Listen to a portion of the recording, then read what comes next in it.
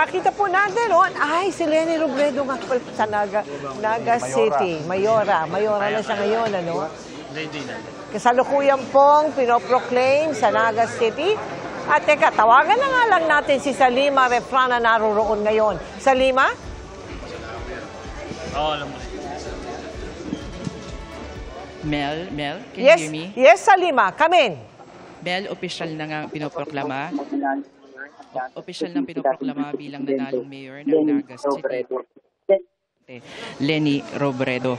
10:27 no, nang opisyal nang isinagawa itong proklamasyon kay Robredo at sa katandem niyang si Congressman Gabby Bordado bilang susunod na vice-alkalde at sa 10 nanalong councilors ng lungsod. Sa official certificate of canvass, nanalo si Robredo sa botong 84,377, 91.65% yan ng lahat ng 97.741 na bumoto sa lungsod. Sa ngayon, itinaas na yung kamay ni Mayor Leni Robredo, ni Vice Mayor Gabby Bordado at ang 10 nga pong councilors. Nakausap natin kahapon itong si Mayor Robredo at sinabi nga niya na bilang mayor pagtitibayin niya yung good governance, transparency, accountability at people power o people empowerment at involvement.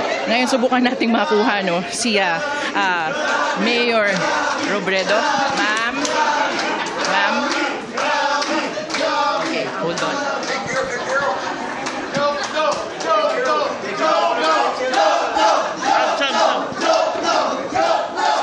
Sam!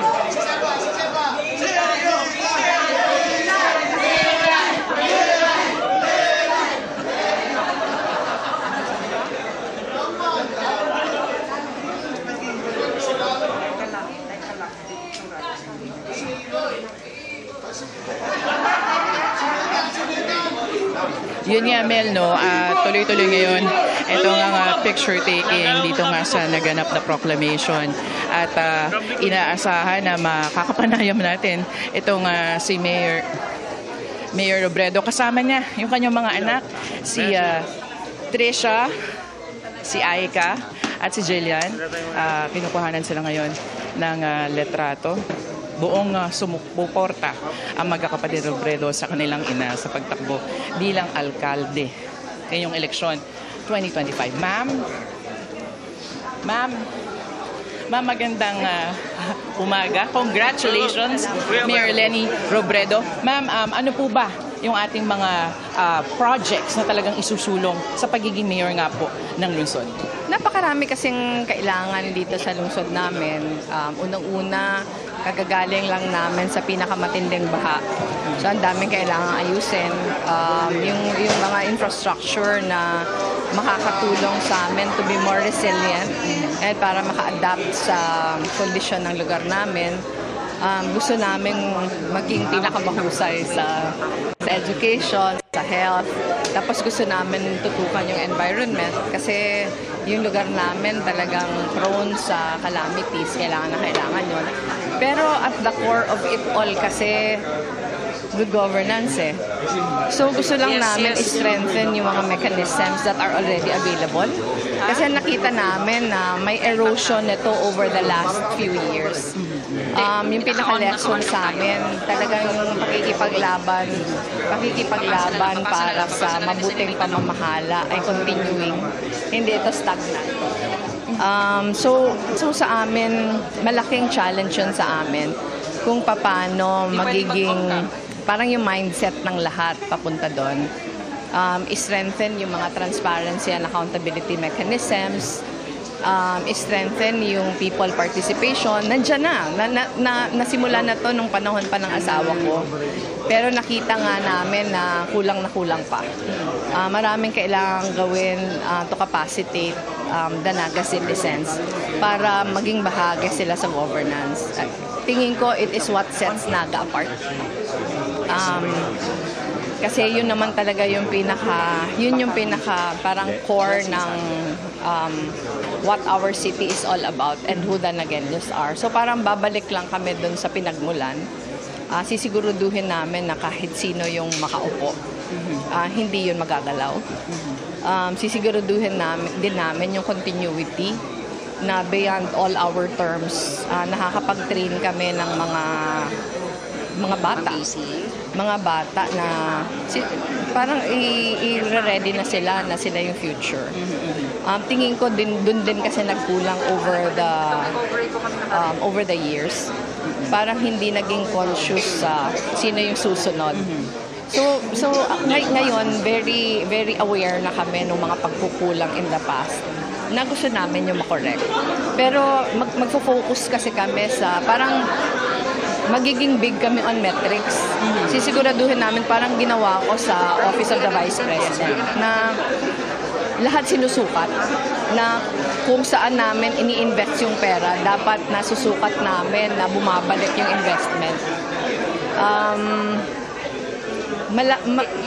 Maraming kailangan gawin. Pero gusto din namin na aside from making our city a happy place for Nagueños, gusto namin makapag-initiate ng mga projects na replicable all over the country. Ma'am, yun nga po, you mentioned accountability, transparency, and people involvement. Ma'am, okay lang po ba? May katanungan lang po kaunti. Ang atin pong mga kasama sa studio. Hindi na ako maglalay. Ma'am, naka-live na po kayo, ma'am. Naka-live ka na. Ma'am, si Tita Mel po ang nasa studio ngayon. Kung maaari, ma'am, sige na, ma'am. Konting questions lang naman po ito, ma'am. Please. Sige po. Yes, go ahead. Ayun. Congratulations po, Mayor Leni Robredo. It must be, narinig po ako? Sorry. Kabila, ma'am. Nilalagyan na ho ng override itong si Mayor Leni Robredo ngayon. Ayan ho. Hello po, congratulations po, Mayor Leni Robredo. This is Vicky Morales. Maraming salamat. Maraming salamat. I wanted to ask you, siguro... Hi, Vicky. Hi ho. Siguro very bittersweet ito kasi naglingkod rin ng ilang taon ang asawa niyong si Jency Robredo sa Naga, no? How does that feel now? Parang full circle moment kasi ito, not just for me but for the entire family. Never kong plinano na magme-mayor ng Naga. Para sa akin yung pagpasok ko sa politika, parang at first nangyari lang yon to fill in a gap dahil sa biglang pagkamatay ng asawa ko.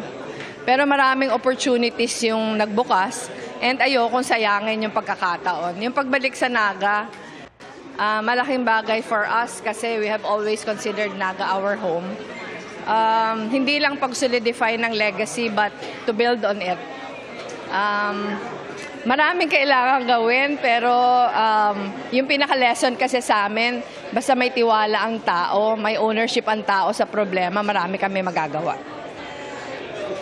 I also wanted to ask you, ano po yung reaksyon nyo nung manguna sina dating Senador Bam Aquino at Kiko Pangilinan sa senatorial race? They did very well, 2nd place and 5th place. Anong reaksyon nyo po?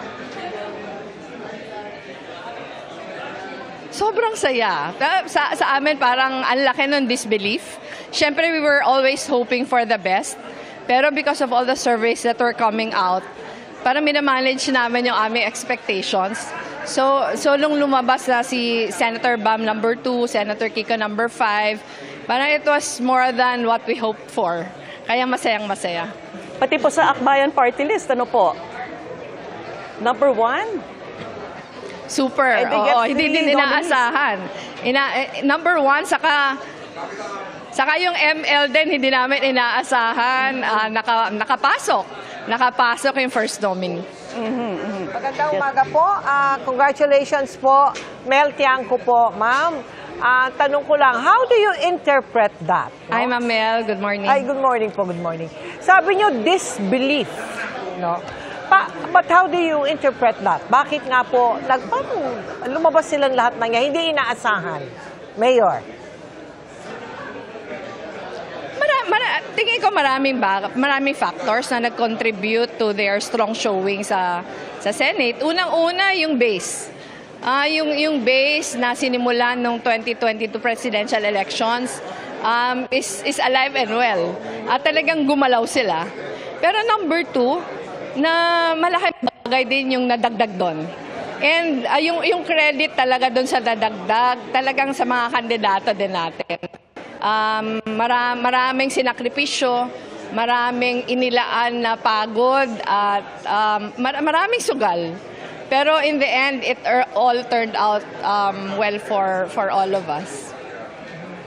Salamat po. Mayor, good morning. Si Ivan Mayrina po ito. With the strong showing of your allies sa Senado, gayon din po sa Kongreso, where do you see the pink movement going? At ano ho yung nakikita ninyong role sa pink movement ngayon kung kayo ay nakafocus na sa local? Yung sa akin, masaya lang ako na hindi nawala ng pag-asa yung mga tao after the defeat noong 2022. Gusto kong sabihin na kahit ganun yung results ng 2022, yung pag-asa nasa puso pa din nung base. Handang-handa pa ding lumaban at tumulong. And yung wish natin na sana in the coming years ganun pa din. But malaking bagay din na patuloy na lumalaban. But do you still see yourself playing an active role dito po sa national politics? I will be giving more attention dito sa local, pero hindi ko naman pinabayaan yung role ko sa national. Siguro mas backseat lang, mas tumutulong from the sidelines. Pero nandiyan na si Senator Bam, nandiyan si Senator Kiko, nandiyan si Senator Risa, at si Dinchel Jokno, saka si Senator Laila De Lima, magiging member na din ng Congress. So marami na tayong mga allies na alam natin na ipaglalaban yung matagal na nating pinaglaban. Mayor, maraming salamat po sa pagpapaunlak sa amin ngayong umaga. Again, congratulations. Good morning po sa inyo. Maraming salamat.